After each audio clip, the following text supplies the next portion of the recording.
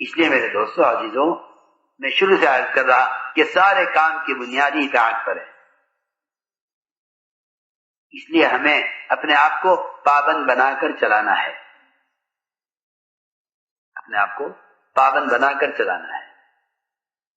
کیونکہ میں نے عرض کیا کہ اس کام میں آگے بڑھنے کے لیے یہ دو چیزیں اصل ہیں.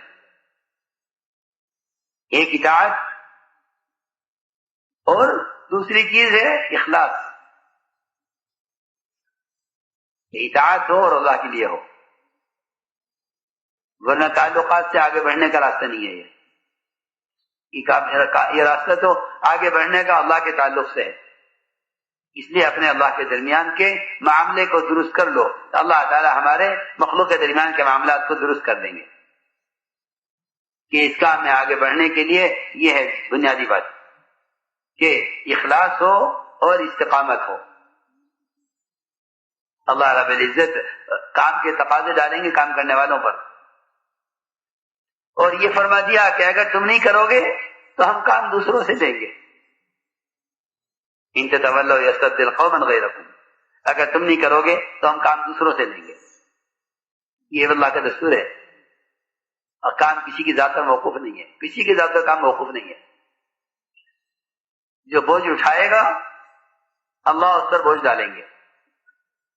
یہ تو صحابت نے فرما دیا کہ اگر تم ذمہ داری کو پورا نہیں کرو گے تو ہم تمہارے علاوہ دوسروں کو لائیں گے، تمہیں لے جائیں گے. جی ہاں، یستبدل قوما غیرکم.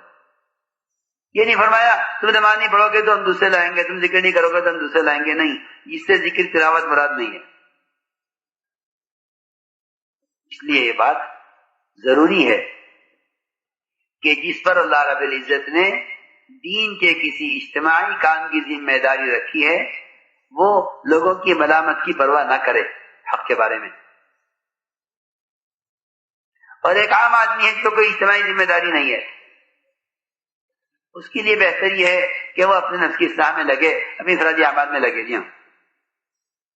جی جو اجتماعی ذمہ داری سے پیچھے ہٹ جائیں ان کو چاہیے کہ وہ انفرادی اعمال کے ذریعے اپنی اصلاح کریں، اور جنہوں کو ذمہ داری اٹھائی ہے ان کو چاہیے کہ وہ اللہ کے دین کے بارے میں کسی کی ملامت کی پرواہ نہ کریں. یہ میں حضرت عمر کا قول نقل کر رہا ہوں، اب اسے نہیں کہہ رہا بات، کیونکہ ہم سیرت کا مطالعہ کرتے نہیں ہیں.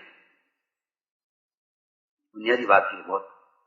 ایک صاحب نے سوال کیا حضرت عمر سے کہ میرے لیے کیا زیادہ مناسب ہے، میں اپنے نفس کی اصلاح میں لگوں انفرادی اعمال کے ذریعے، یہ بہتر ہے، یا میں اللہ کے دین کے بارے میں کسی کے ملامت کی پرواہ نہ کروں، یہ میرے لیے بہتر ہے. دونوں میں سے کون سی بات بہتر ہے؟ حضرت عمر نے فرمایا کہ اگر تم پر کوئی اجتماعی ذمہ داری ہے تو تمہارے لیے یہی بہتر ہے کہ تم اللہ کے دین کے بارے میں کسی کے ملامت کی پرواہ مت کرو.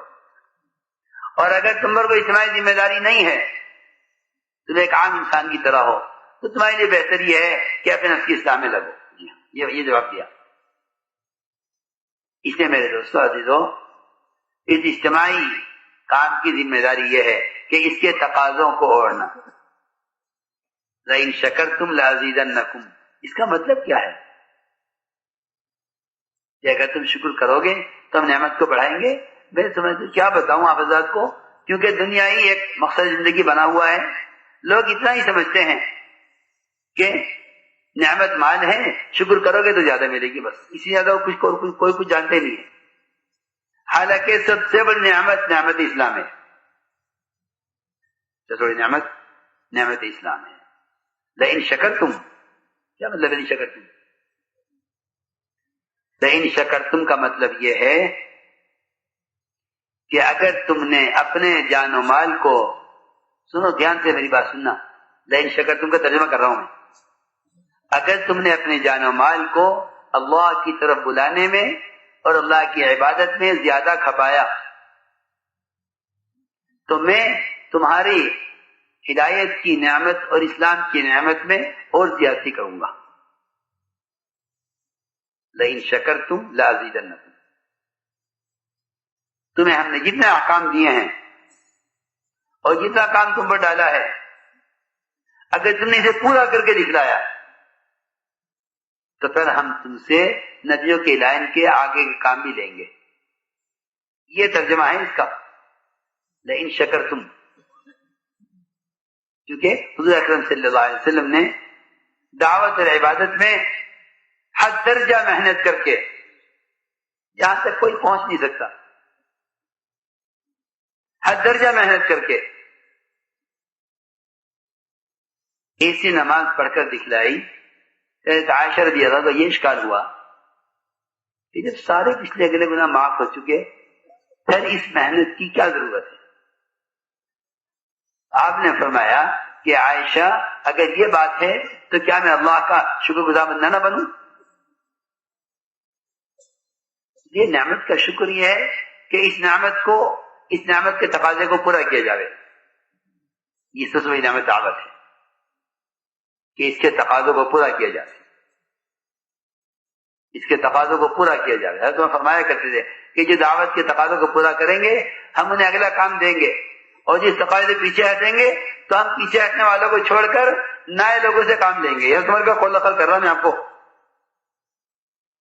حضرت عمر فرماتے تھے کہ اگر قرآنوں نے یہ تقاضے نہ اوڑھے جماعتوں کو لے کر چلنے کے، ان کی تربیت اور تعلیم کے،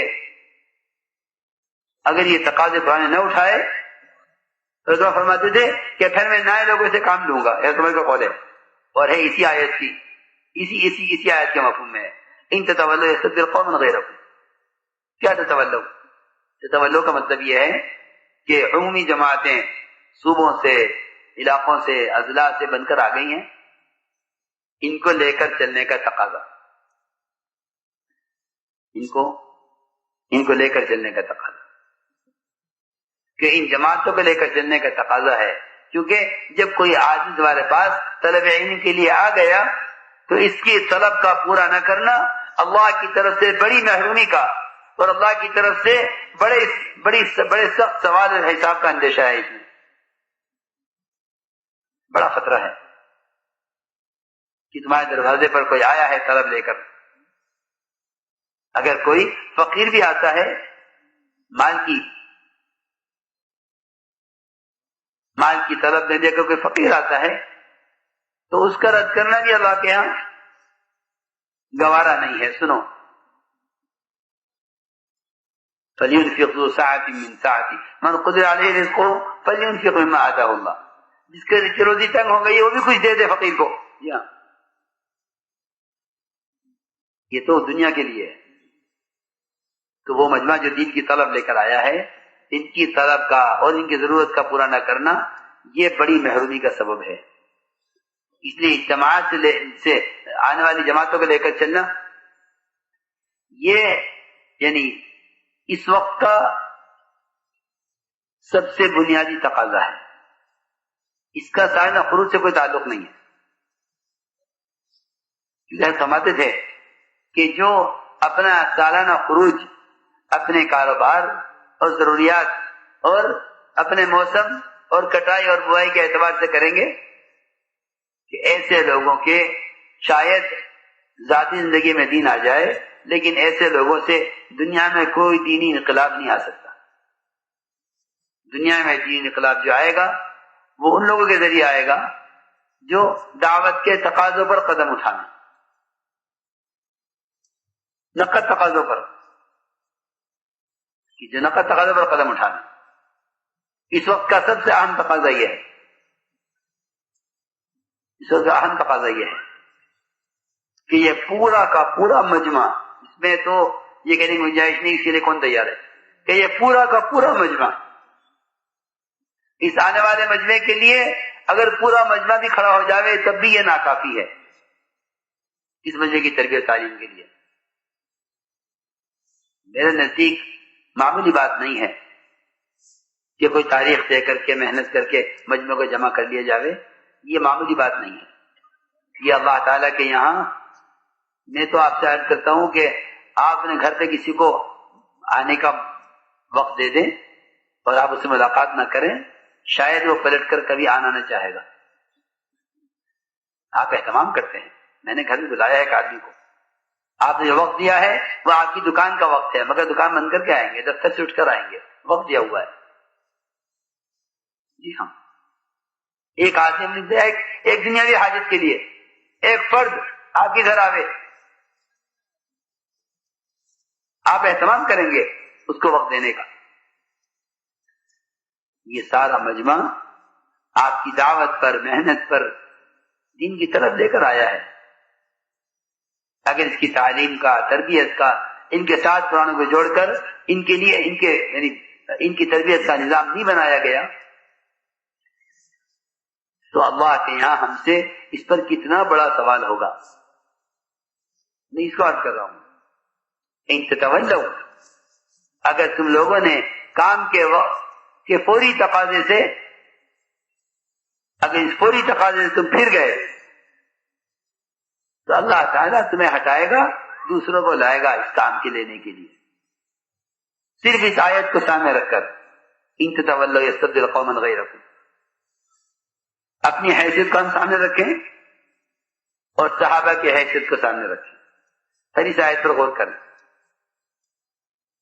کہ وہ صحابہ جن کے بارے میں فرمایا ہے رجال صدقوا ما عاهدوا الله علیہ، کہ صاحب مرد میدان جنہوں نے اللہ کی اس عہد کو پورا کر کے دکھلایا، ان کو سامنے رکھو، اس آیت کو سامنے رکھو اور پھر اپنے دل سے پوچھو کہ اس وقت یہ آیت مجھ سے کیا کہہ رہی ہے. اس آنے والے مجمع کی ضرورت کو دیکھو، اس آیت کو دیکھو، اس چیز کو سامنے رکھ کر ارادے کرو.